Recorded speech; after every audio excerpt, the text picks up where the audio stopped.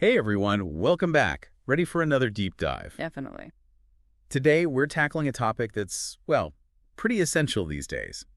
How societies can bounce back from all those unexpected curveballs. You know, those shocks that can really throw things off balance. Exactly, like, I don't know, maybe a global pandemic. Yeah, that'll do it. Or those economic recessions that seem to pop up now and then. Yeah. We're talking about what makes a society resilient, its ability to not just survive those hits, but actually come out stronger on the other side. Right. Not just surviving, but thriving, adapting, and using those experiences to build a better future. Exactly. And to help us understand all of this, we're turning to The Resilient Society, a book that really digs into what makes some societies more resilient than others. It's a fascinating look at how different societies respond to those unexpected shocks and what factors contribute to their ability to bounce back. So let's jump right in. The book starts with a really interesting analogy. It compares a resilient society to a trampoline. Okay, I can see where this is going. Can you unpack that for us? Well, think about what happens when you jump on a trampoline. You hit that surface, but those springs, they absorb the impact, right? And then they bounce you right back up. Okay, I'm following. A resilient society does something very similar. It can absorb the blow of a crisis, kind of like the springs on a trampoline. Oh, I see. And then it can recover, bounce back, even stronger than before. Oh, But a society that's less resilient, well, they're kind of like that unfortunate person who landed on concrete instead. ouch. They might survive, but those impacts, those negative effects, they tend to linger. Yeah, I definitely wouldn't want to be on the concrete end of that analogy. So, would you rather face a smaller shock that has those long-lasting effects, or a major shock that you can recover from more quickly? That's a really interesting question. And it really depends, right? The nature of the shock itself, how quickly and effectively a society can adapt and recover. And a key factor in all of this is the idea of, well, what's often called a social contract. You know, I've heard that term before, but it always sounds a bit, I don't know, formal, right? Like some legal document we all signed without realizing it. Yeah, I get that. Yeah. But it's really not about a literal contract. Think of it more like those unspoken agreements, the norms and behaviors that kind of hold a society together. Okay. That understanding that we all give up certain freedoms in exchange for the security and benefits of, well, living in a cooperative society. It's like we're all in this together. Exactly. Philosophers like Hobbes, Locke, and Rousseau, they had a lot to say about this idea of the social contract. Okay, so how does this unwritten contract actually relate to a society's ability to bounce back from these shocks? Let's think back to those early days of the pandemic. Oh, yeah. Remember those empty shelves? The panic buying. The hoarding of toilet paper. Definitely remember that. That's a perfect example of what happens when the social contract starts to fray a little. People panicked, Right. acted in their own self-interest, and that actually amplified the initial shock. It became a kind of a destabilizing feedback loop. Oh, yeah. Suddenly everyone needed two-ply.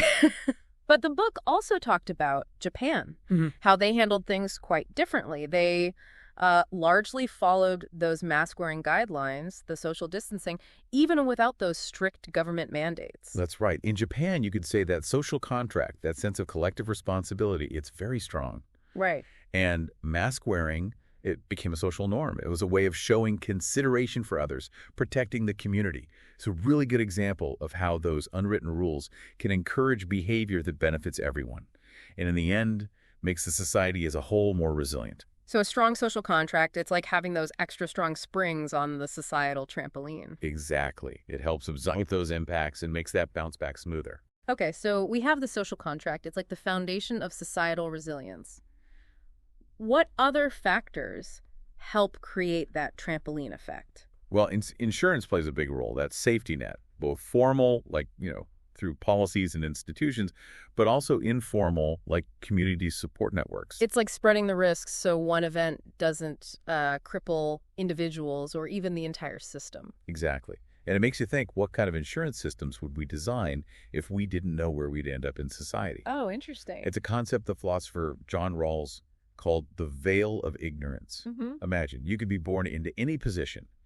What kind of world would you want? What systems would seem fairest? That's a really interesting thought experiment. It makes you think beyond just your own circumstances and really consider what creates a fairer and ultimately more resilient society for everyone. But how do governments actually implement this social contract? It's not like they can just force people to be resilient, right? Right. It's definitely a balance between, force and persuasion.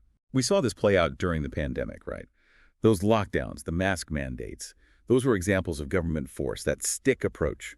But then there's the carrot approach, persuasion, clear communication, building trust. So it's like encouraging people to do the right thing for themselves and the community. Exactly. And it's not always easy to find that right balance. No, definitely not. So we've got the government playing a role, but what about the free market? How does that factor into a resilient society? Well, free markets, they can be incredibly adaptable. Prices act like signals, quickly conveying information about scarcity, driving supply and demand. Like how at the beginning of the pandemic, the price of face masks, it skyrocketed. Exactly. And that led to more production.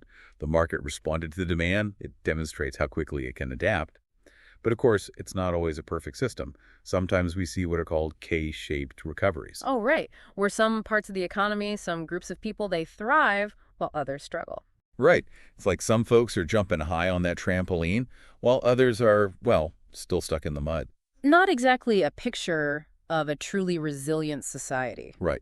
Which is why we need to think about the social safety nets and policies that can mitigate those inequalities. And of course, we can't forget about the human element in all of this. Individual behaviors driven by things like, fear and anxiety, they can either amplify a crisis or actually help to contain it. So it's like a domino effect. People's actions can either cascade into a bigger problem or help contain that initial shock. Exactly. Imagine everyone around you is being super cautious. You might think, well, if they're being careful, I'm probably fine. You might feel less pressure to take those protective measures yourself. Right. We call it the strategic substitutes effect. Interesting. But I can also see how the opposite could be true, right? If you see other people taking action, it might make you more cautious. Exactly. Like seeing everyone social distancing might encourage you to do the same. That's what we call strategic complementarities. And that's why clear and consistent communication from trusted sources is so important. So we're talking governments, public health officials, those kinds of sources. Right. It can really help manage those individual behaviors and hopefully tilt the scales towards those positive actions that make us all more resilient. So communication is key in shaping those social dynamics that contribute to resilience. But what about the long-term effects of a shock? Even after a society bounces back, can it experience, scarring, something that hinders a full recovery? Unfortunately, yes. Scarring, it refers to those lingering negative consequences that can impede a complete recovery. Yeah. And it can take many forms. So even if a society seems to bounce back, there might be this hidden damage underneath. Right. Think about the economic scarring we often see after recessions. Businesses shut down, leading to job losses, reduced economic activity. It can have ripple effects for a long time. And that can lead to what's called labor market scarring, right?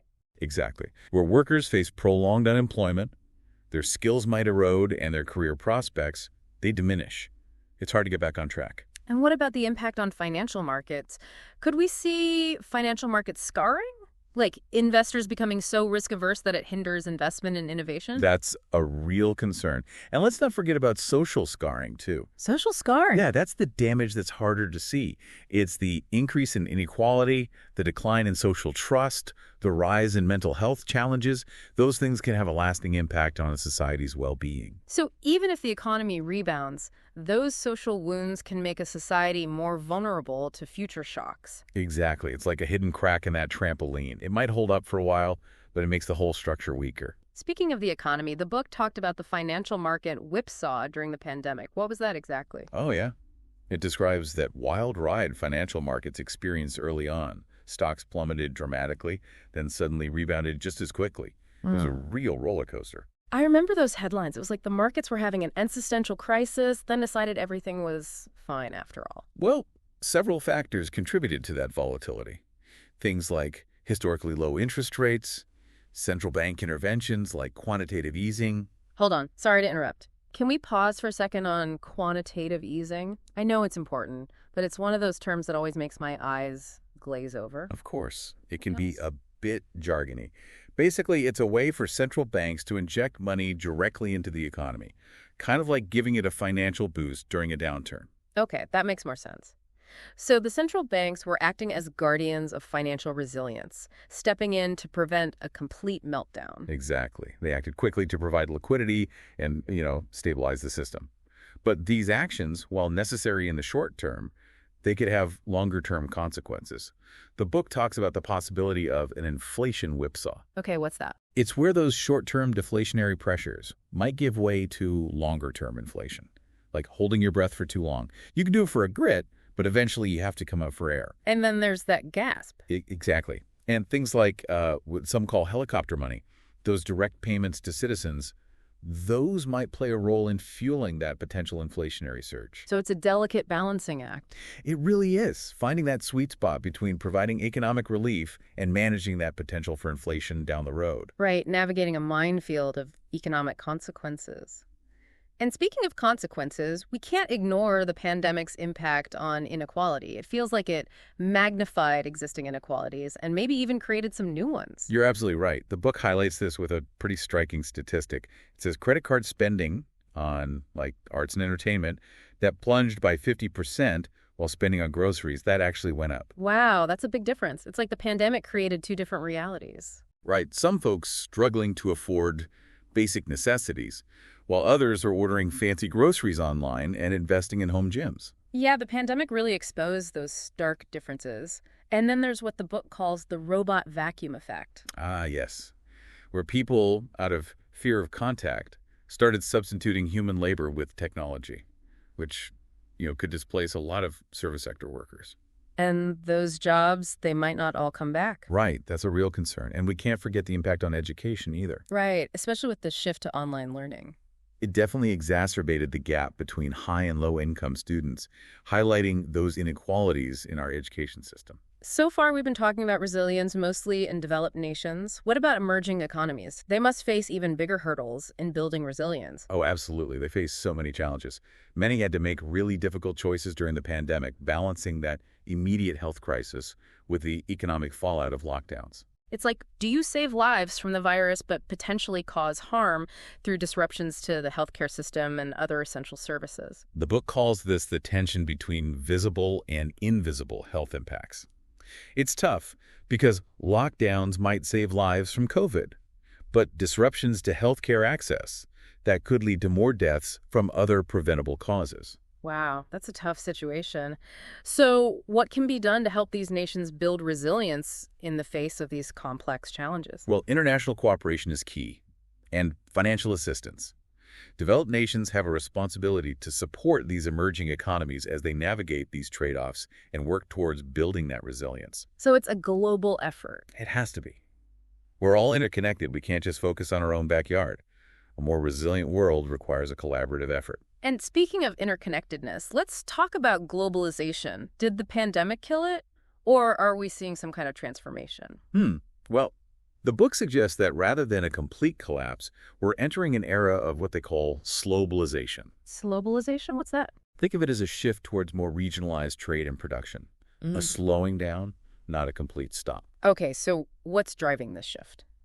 I think the pandemic really exposed the vulnerabilities of those long, complex global supply chains. Remember all the shortages? Oh, yeah, the microchips, the toilet paper, everything. Exactly.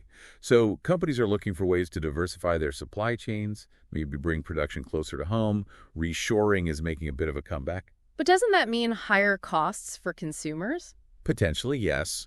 But it could also lead to more resilience, less dependence on those potentially unstable global markets. It's a trade-off, a balancing act between efficiency and security. So far, we've been focusing on resilience in the context of a pandemic.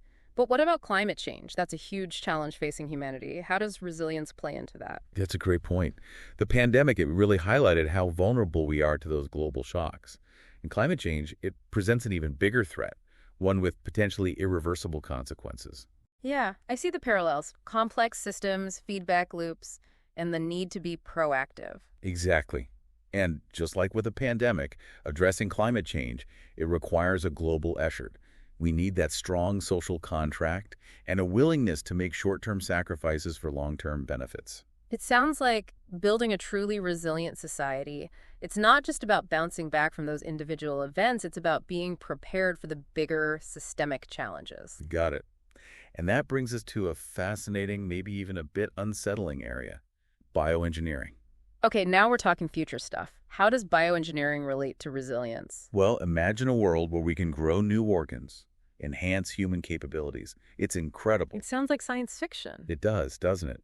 But it's closer than you think. And while these technologies have amazing potential, they also come with risks, unintended consequences that we can't even fully predict yet. It's like opening Pandora's box, right? Yeah. Unleashing these powerful forces. Exactly. We need to develop systems, regulations, ethical frameworks that can adapt to these rapid advancements and ensure they're used for good. So as we move into this uncharted territory, it's about balancing that excitement with caution. Precisely. Building a resilient future means embracing progress while also being prepared for the unexpected. That's a great point to wrap up this part of our deep dive. We've gone from the basics of resilience to the potential impact of bioengineering. And we're just getting started. Welcome back to our deep dive. We've talked about the theory of resilience, the challenges, and the potential pitfalls. Now let's get, well, a little more practical. Yeah, let's talk solutions. What does the Resilient Society actually recommend for building that resilience? Well, the book really emphasizes a multifaceted approach. Strategies that address individual behavior, government policy, and global cooperation all kind of working together. It's like weaving a safety net with, like, multiple strong strands. Exactly. It's not just top-down solutions or individual actions. It's a combination of both. Okay, so where do we even begin? Well, one key area the book highlights is fostering a more adaptable workforce. The more adaptable people are, the better they can adjust to those, inevitable economic shifts and disruptions. Makes sense. It's like having those shock absorbers built right into the workforce. But how do we actually build that adaptability? What are some specific things we can do? The book talks a lot about the importance of what are called transferable skills. Okay. So instead of hyper-specializing in one narrow field, individuals should develop a broader skill set that can be applied across, various industries. So it's like having multiple tools in your toolbox. Exactly. If one breaks, you've got others to rely on. I like that. So what are some examples of these transferable skills? Think about things like critical thinking, problem solving, communication, collaboration. Those are valuable no matter what field you're in. Right. They're like the foundation for navigating a rapidly changing world. Okay, so we have adaptable workers, but individual preparedness, that's only one part of the equation, right? We also need systems and policies that support that individual resilience. What does the book say about the role of government in all of this? Well, one key area is the design of social safety nets. Okay. Those traditional unemployment benefits, they might not be sufficient in a world where jobs are becoming more fluid, more temporary. Right, because if people are constantly transitioning between roles and industries, those traditional safety nets might not catch them. Exactly. So we need safety nets that are as dynamic and adaptable as the workforce itself. So what does that look like? Well, the book suggests exploring things like portable benefits. Portable benefits. Yeah, benefits that are tied to individuals, not specific employers. Imagine benefits that follow you throughout your career, regardless of where you work or what you do. That's interesting. It's like having a safety harness that moves with you no matter where you climb. That's a great way to put it. And it could even encourage, entrepreneurship and innovation. If people feel more secure taking risks, knowing they have that safety net, they might be more likely to start businesses, pursue creative projects. Right, contribute to a more dynamic economy. Exactly. Okay, adaptable workers, portable safety nets. What else is on the government's to-do list for building resilience? Encouraging innovation and entrepreneurship, that's huge. A dynamic and innovative economy is much better equipped to adapt to those shocks, bounce back quickly. Because innovation leads to new solutions, new industries, new opportunities. It's like constantly injecting the economy with fresh energy. Exactly. The book talks about the importance of policies that support, research and development, provide incentives for startups, and reduce barriers to entry for new businesses. So it's about creating an environment where creativity and risk-taking are rewarded. Exactly. It's about creating fertile ground for those new ideas to, sprout and grow. Streamlining regulations, providing access to funding, fostering a culture that embraces experimentation, even failure, as part of the learning process. It sounds like we need to encourage people to swing for the fences, even if they strike out a few times. I like that analogy. But fostering innovation, it's not just about, new gadgets and gizmos. It's about finding solutions to the real challenges we face, especially climate change. Absolutely. Investing in clean energy, sustainable infrastructure, climate-resilient technologies, that's essential. building a future where our society and our planet can thrive together. It's like building that bridge to a more sustainable future, a future where resilience is baked into, everything we do. I like that. But as you said earlier, this isn't just a national effort, right? Climate change, that requires global cooperation. Absolutely. No single nation can solve this on its own. We need those international agreements, the shared knowledge, the coordinated action. It's like building a global safety net, a shared trampoline that can help all of humanity bounce back. Exactly. We need institutions like the UN, the WHO, all those international bodies working together to facilitate that cooperation. Okay, global cooperation, check. What else? Well, we also need to talk about financial stability. Remember that inflation whipsaw we discussed earlier? Oh, yeah, that holding your breath analogy. Right. The book suggests that governments need to be prepared for those potential inflationary pressures as economies recover. So it's about finding that balance, stimulating growth, but keeping inflation in check. That sounds tricky. It is. It might involve adjusting interest rates, managing government spending, maybe even rethinking how we measure inflation in, a rapidly changing economy. Okay, so we need to be really mindful of those potential economic ripples. But we also can't forget about the people who might get left behind in this whole process. You're right. We need to make sure these policies don't just benefit the wealthy, leaving others struggling to catch up. We want to avoid those K-shaped recoveries. So it's not just about building a bigger trampoline, it's about making sure everyone has access to it. Exactly.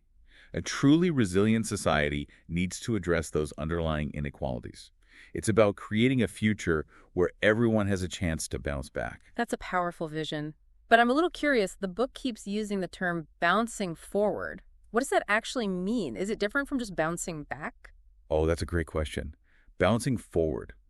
It goes beyond simply returning to that pre-crisis state. Okay. It means learning from those experiences, adapting our systems, using those insights to build something better, turning those moments of disruption into opportunities for positive change. So it's not just about recovering, it's about evolving, right, improving. Exactly. Think about the pandemic. It forced us to rethink how we work, how we learn, how we connect.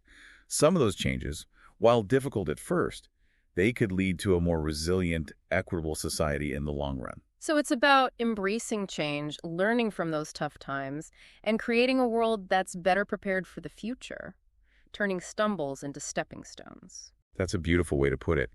It requires a shift in mindset, a willingness to, challenge those old assumptions, a commitment to continuous learning and adaptation. So building resilience, it's not a one-time fix, it's an ongoing process. Exactly. It's about constantly evaluating, adjusting, improving, creating systems and policies that can evolve with the world, like constantly fine-tuning that trampoline, making it stronger, more responsive, more inclusive. So we're not just building a trampoline, we're becoming master trampoline engineers. Exactly. And that brings us back to that question about the veil of ignorance. Oh, right. The one about designing a system if you didn't know where you'd end up. Yeah, it's a powerful thought experiment. It really gets to the heart of what it means to build a just and resilient society. It challenges us to think beyond ourselves, consider the needs of everyone. Exactly. What kind of world do we want to live in? One where everyone has the opportunity to bounce back, or one where some are left behind?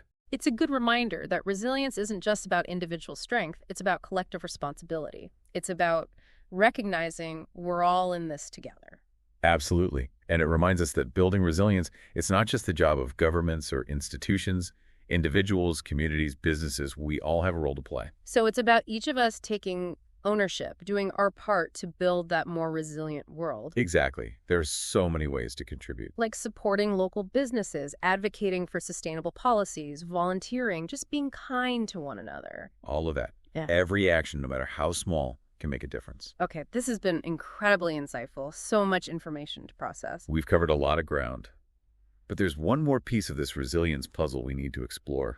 It feels like we can't talk about the future, especially the future of resilience, without talking about technology. Yeah, you're right. It's moving so fast. We've got artificial intelligence, bioengineering, nanotechnology. It's almost overwhelming.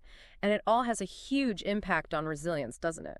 Absolutely. I mean, these advancements, they have incredible potential, right? They could help us solve some of the biggest challenges facing humanity, but they also come with their own challenges, new risks. It's It's a bit like navigating uncharted waters. Oh, I see what you mean. Full of exciting possibilities, but also potential dangers lurking beneath the surface. Exactly. And we brought up that Pandora's box analogy earlier, and I think it applies here too. We're dealing with really powerful forces, things we don't fully understand yet. We have to be prepared for the unexpected. So how do we make sure these technologies are actually making us more resilient and not, making things worse? We have to be proactive. We need to develop systems and regulations, ethical frameworks that can keep up with these rapid advancements. So it's not just about creating new technologies, it's about creating those guardrails, right? That's exactly it. Think of it like building a car. You can have a super powerful engine, but you also need reliable brakes and a skilled driver to keep things safe. I like that. We need to anticipate those potential consequences and build in safeguards to prevent things from spiraling out of control. We have to build resilience into the very core of our technological progress. It's like building resilience into the DNA of these new technologies right from the start. Exactly.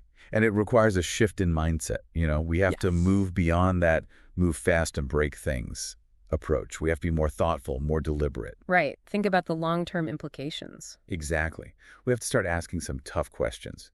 What are the potential risks? Who benefits and who might get left behind? It all comes back to that idea of fairness, doesn't it? Ensuring that technological progress benefits everyone. It does. Technology is a tool, and like any tool, it can be used for good or for harm. We have to make sure we're using it to create a more resilient, just, and sustainable future for all. Okay, that's a powerful message, and a great place to wrap up this deep dive, I think. We've covered so much, from the foundations of resilience to these big questions about the future. It's been a fascinating journey, and I hope our listeners are walking away with, some new insights, some food for thought. We've talked about everything from adaptable workforces to social safety nets, fostering innovation, tackling inequality, globalization, climate change, even the ethics of bioengineering. It's a lot. But I think the most important takeaway is this. Resilience isn't something that just happens. It's not passive. It's something we have to actively build and cultivate. And it's something we can all contribute to in our own way. So it's not about waiting for someone else to create this resilient future. It's about each of us taking action, doing our part. Exactly. And remember, resilience isn't just about bouncing back from setbacks. It's about bouncing forward, learning from those experiences, and using them to create a better world. It's about turning those challenges into opportunities. So as we face the uncertainties of the future, let's remember we have the power to shape that future. We can embrace those challenges, learn from our mistakes, and create a world where resilience isn't just a concept, but a reality for everyone. Couldn't have said it better myself. We'll leave everyone with that thought. Stay curious, stay engaged, and stay resilient. And thanks for joining us on this deep dive. We'll see you next time for another exploration of the ideas that shape our world.